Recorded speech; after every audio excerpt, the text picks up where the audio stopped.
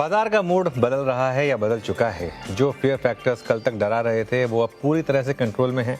110 और 120 डॉलर वाला क्रूड अब शांत होकर $72 के पास लौट चुका है। अमेरिका और ईरान के बीच मंडरा रहा वॉर का संकट भी अब पूरी तरह टलता दिख रहा है। इकोनॉमी की तस्वीर भी ठीक है और FIIs भी अब बेच कर थकते नजर आ रहे हैं। उनकी बिकवाली पर ब्रेक लगा है, भले ही बहुत बड़ी बाइंग ना हुई हो।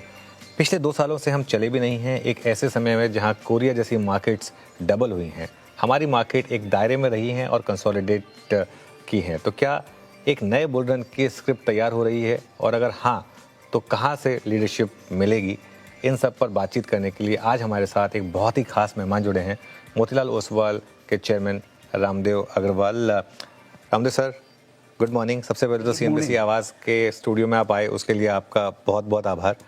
और जो बात मैंने कही कि बाजार का एक बुरा दौर बीतता नजर आ रहा है, एक लग रहा था कि वो जो मार्च और अप्रैल के फर्स्ट हाफ में हुआ वो एक नाइटमेयर था, एक बुरा सपना था जो अब हम भूलने की कोशिश कर रहे हैं।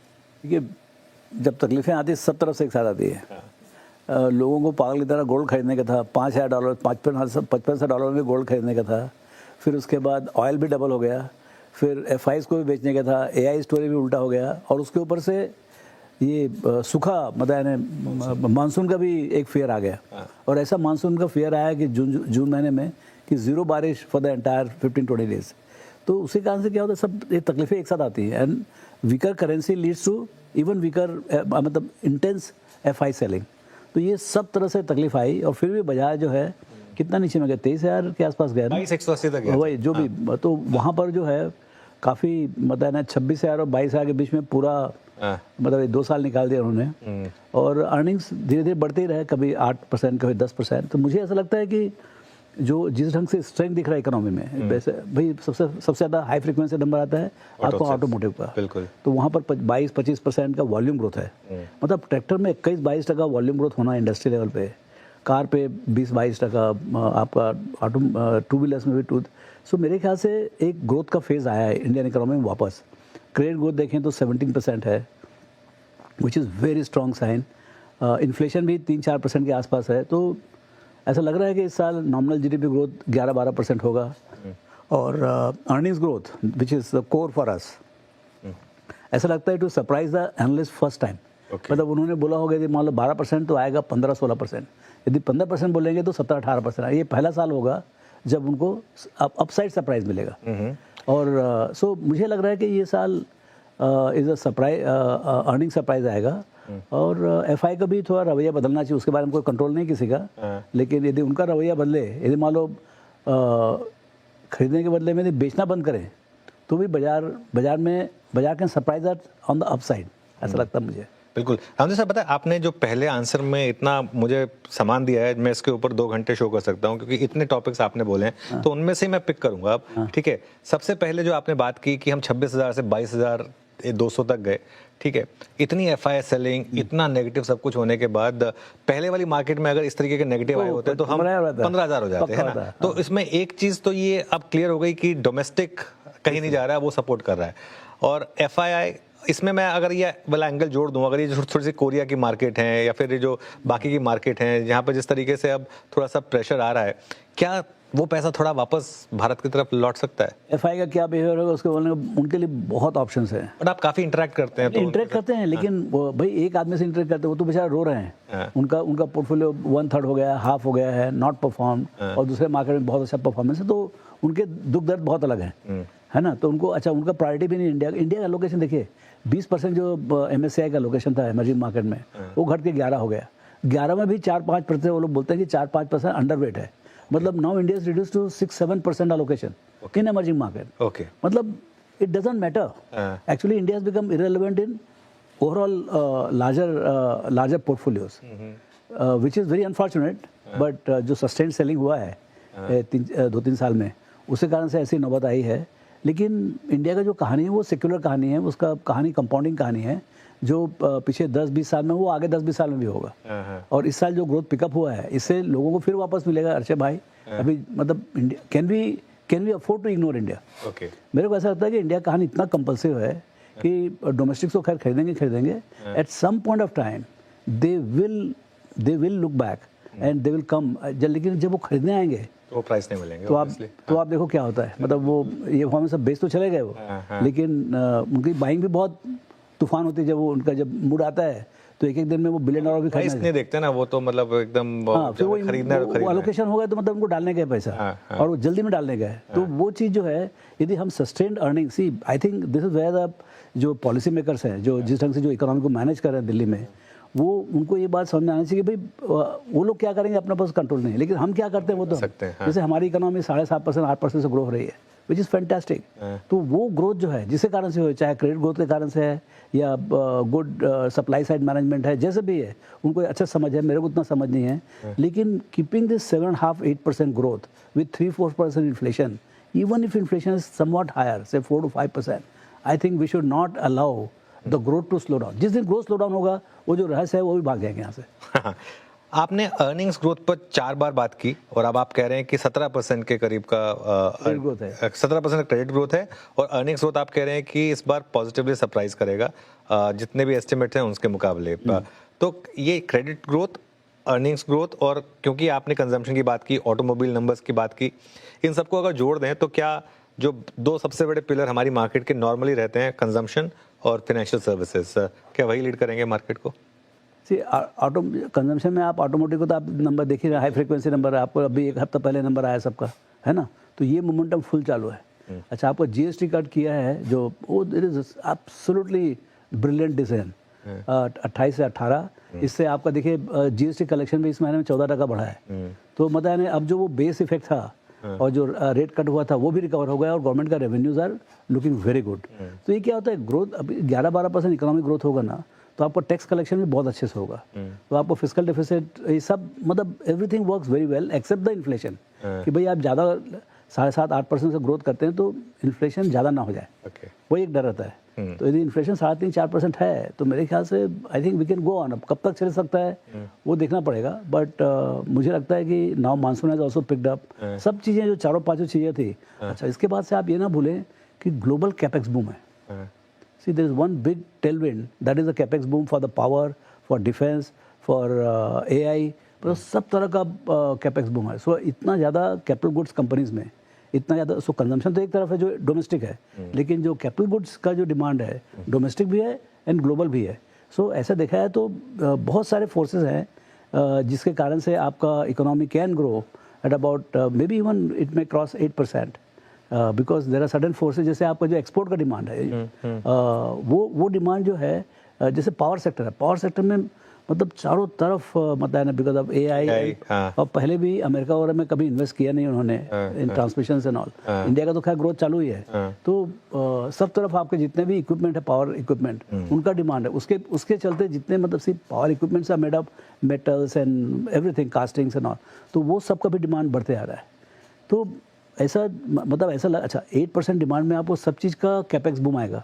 देखिए every single company is announcing now, ये जो कंप्लेंट करते हैं कि भाई प्राइवेट कैपेक्स नहीं है, तो प्राइवेट कैपेक्स कब आएगा, जब demand will exceed the supply. तो सप्लाई बिल्डअप करने के लिए आप कैपेक्स करो। देखिए आप सब कंपनी जैसे hero MotoCorp, TVS, Telco, Maruti, सब ने नए प्लांट हीरो ने अनाउंस किया, सब ने अनाउंस किया, वही तो सब 55-7 हज़ार करोड़ के सब अनाउंस कर। तो जैसे जैसे इकोनॉमी में ये फेज पिकअप होगा, आप देखना even Nestle and HULs, which are not known for capex, even they will announce capex. Okay. So मेरे ख्याल से a sustaining 7.5%, 8% growth from here is the key to really attracting domestic as well as foreign attention.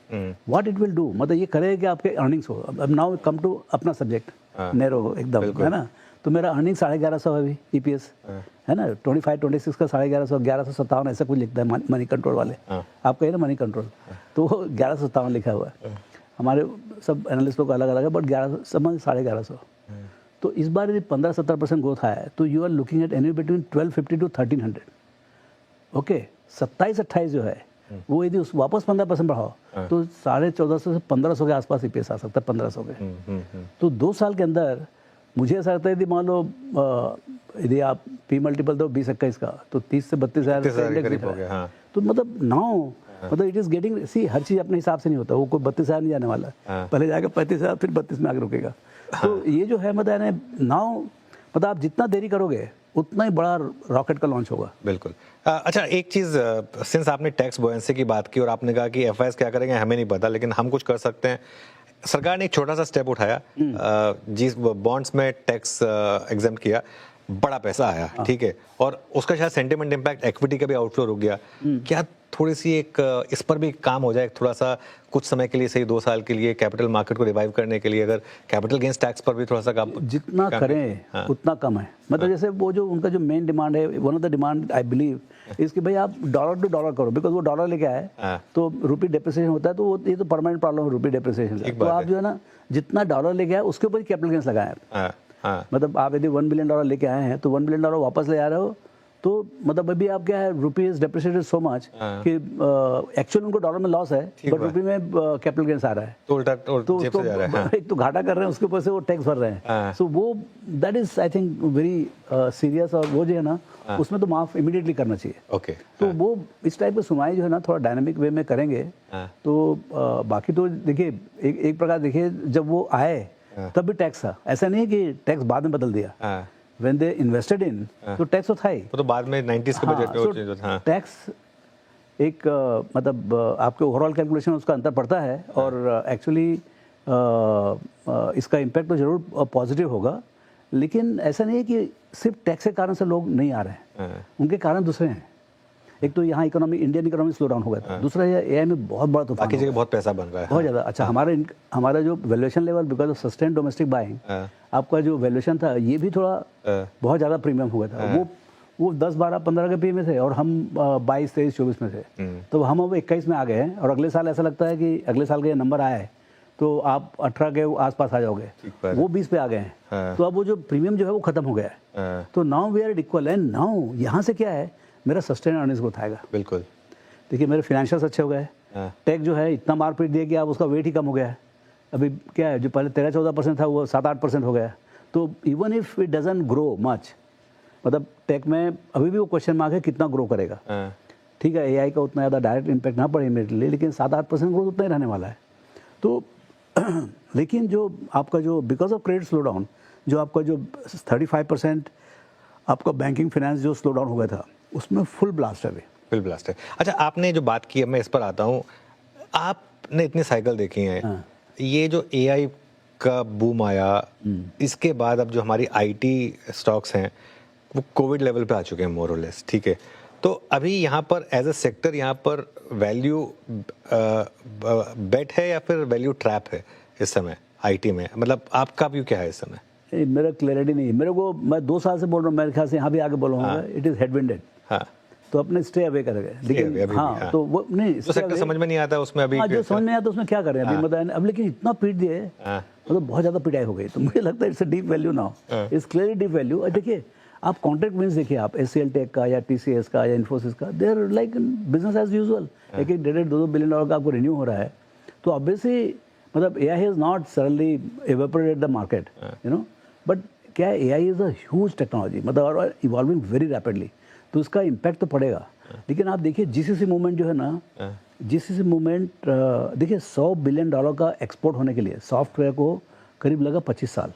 95 में 200 million था, 200 million से 100 billion का software export करने के लिए हमको मेरे ख्याल 100 बिलियन का एक्सपोर्ट हुआ होगा 2015-2017 के आसपास। ओके, जीसीसी 5-7 साल से 10 साल से ज़्यादा चालू हुआ है, और अभी जो है ना 100 बिलियन हो गए इस साल, और उसको बोल रहे हैं जिस स्पीड से जा रहा है, ऐसा लग रहा है कि by 2031-32 it could be closer to 200 billion. तो जो कंबाइंड जो मतलब जो जॉब क्रिएशन हो रहा है यहाँ पर, समझ लीजिए 3.5-4 मिलियन है, 5 मिलियन होगा सॉफ्टवेयर में, तो यहाँ पर 2.5 मिलियन तो ऑलरेडी हो गए। कहाँ पर? जीसीसी में। अच्छा, जीसीसी में payments are better because you are directly working for the clients. यहाँ पर तो इंटरमीडिएट है ना, इन्फोसिस, टीसीएस, वहाँ पर तो डायरेक्ट क्लाइंट्स के लिए काम कर रहे हैं। तो ये जो at a country level the boom is as big, okay, boom is on actually, तो एक नई opportunity at a country level. हाँ, जो सॉफ्ट के थ्रू एम्प्लॉयमेंट होता है, दैट अभी आज ही देखिए पेपर में पढ़िए आप, 45 मिलियन का फर्स्ट हाफ में लीजिंग हुआ है इंडिया में, उसमें से 50% इज फॉर जीसीसीज। तो आप समझ लीजिए पूरे साल का कितना होगा, 90 मिलियन, मेरे ख्याल से वर्ल्ड का लार्जेस्ट कॉमर्शियल लीजिंग होगा। तो ये जो बूम हो रहा है, इससे देखिए रियल इकोनॉमी किससे इम्पैक्ट पड़ता है।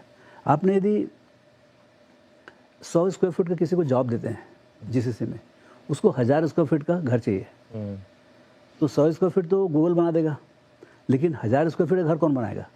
सब रियल एस्टेट वाले बनाएंगे। तो और उसमें सब कुछ लगता है, लोहा, लक्कड़, सीमेंट, टाइल्स, ecosystem। पूरा का पूरा फुल ट्रिकल डाउन इफेक्ट है। और ये ऐसा नहीं 6 महीने के लिए एक बार है, ये परमानेंट है। जो जॉब मिला आपको, I hope it is for 5 years, 10 years, 15 years.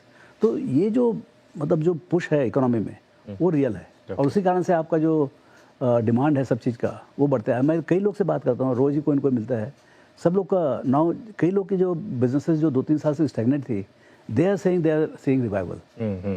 अच्छा राम सर, एक बहुत ही बड़ा मार्केट के लिए एक मूवमेंट आने वाला है, या मतलब आ चुका है। एनएससी का आईपीओ आएगा, ठीक है, एक सॉर्ट ऑफ मोनोपोली बिजनेस जिसमें काफ़ी लोग काफ़ी समय से वेट कर रहे हैं। आपने भी काफ़ी अर्ली स्टेज में इन्वेस्ट किया था एनएससी में। जब इस तरीके का बिजनेस आकर लिस्ट होता है तो उसके क्या मायने होते हैं बाजार के लिए, और वो पूरे इकोसिस्टम के लिए क्या मायने रखता है फिर? एक तो ये है कि भाई देखिए, आपके पास एनएससी इज ऑफ कोर्स सरताज है, मतलब कैपिटल मार्केट का, और मतलब ये globally most, I think NSC ऐसा कोई मशीन नहीं है पूरे वर्ल्ड में। बिल्कुल। जितना नंबर ऑफ ट्रांजेक्शंस और जितने एफिशिएंसी से प्रोसेस करते हैं डिफेक्ट फ्री, वो मेरे ख्याल से ऐसा मशीन दुनिया में नहीं। मतलब यानी ये सब मतलब world wide this is one of the tech innovation का मतलब जगह है। सो यूनिक है। दूसरा ये है कि अब अभी तो मोनोपोली नहीं बोल सकते, अभी ड्यूओपोली है, बीएसई भी है साथ में। लेकिन जो उन्होंने जो बाजार जिस ढंग से डेवलप किया, मैं तो पूरा डे 1 से मैं मेंबर हूँ एनएससी का, तो मैं 94 से देखा हूँ कहाँ से कहाँ तक पहुँच गए हैं। और ये जैसे जैसे मेरा इसमें क्या खास बात क्या है कि the rise of capital market. Capital market कुछ नहीं था, मतलब आप समझिए 4-5 साल पहले बीएससी का भी मार्केट कैप 8-10 हज़ार करोड़ था, या उससे भी कम था, है ना। आज के दिन में लाख 1.5 लाख करोड़ का मार्केट कैप है ना। सो ये पूरे इंडस्ट्री में 5 कंपनी हो गई जिनकी मोर देन 1 लाख करोड़ का मार्केट कैप है। आपका एनएससी हो जाएगा, बीएससी हो गया है, एचडीएफसी म्यूचुअल फंड हो गया है, एसबीआई हो जाएगा, एंड आपका आईसीआईसीआई म्यूचुअल फंड। 5 ग्रो, एक ब्रोकर का भी मतलब 1-1.25 लाख करोड़ का मार्केट कैप है। तो ऐसे 5-6 एंटिटीज जो है ना, वो 1 लाख करोड़ के ऊपर हैं। कितनी इंडस्ट्री जहाँ पर मतलब इतने सारे कंपनी जो है वो मतलब 20 लाख करोड़ का मार्केट कैप हो जाएगा डायरेक्ट। तो मुझे लगता है कि this is rise of capital market, this is rise of financialisation, and ये तो शुरुआत है। ये तो मतलब 2000 मतलब ये 5 साल की जर्नी हुई। अगले 20 साल में 25 साल में क्या होगा वो आपको ज़्यादा अंदाज होगा इसका। आपसे ज़्यादा किसको अंदाज़ा होगा। अच्छा बिल्कुल, एक और स्पेस रामदेव जी जहाँ पर आप काफ़ी बुलिश रहे और काफ़ी पैसा भी बना, न्यू एज। आपने जेप्टो में भी आप अर्ली इन्वेस्टर रहे, अब उनका भी आईपीओ आ रहा है। ये स्पेस में अभी भी आपको लग रहा है कि बड़ा पैसा बनेगा यहाँ से? देखिए, ये तो किसी अनुज एक ख्याल रखिए, कैटेगरी नई कैटेगरी कभी कभी बनती है, रोज नहीं बनती। जैसे मैंने देखा कि नई कैटेगरी कब बनी, जब 94 में सबसे पहले जब प्राइवेटाइजेशन ऑफ बैंक्स हुए, तब एचडीएफसी बना। ओके, 800 करोड़ में पूरा एचडीएफसी मिलता था, 40 रुपये भाव था, 200 करोड़ का इक्विटी था। 800,000 करोड़ में एंड जबरदस्त लिक्विडिटी था, मतलब you could by 10 lakh shares in 10 minutes without disturbing the price. ऐसा हालत था। ओके, वहाँ से वो बैंक बना 12 लाख 15 लाख करोड़ का 25 साल में non stop. So that was a category creation, private sector banks led by HDFC. That was one. 2002 में 3 में आपका बना भारती एयरटेल। मतलब जब अपने पास में फ़ोन नहीं था, MTNL का है वो सब होता था, बस 40 मिलियन टोटल फ़ोन थे, 16 रुपए की एक इनकमिंग कॉल होती थी।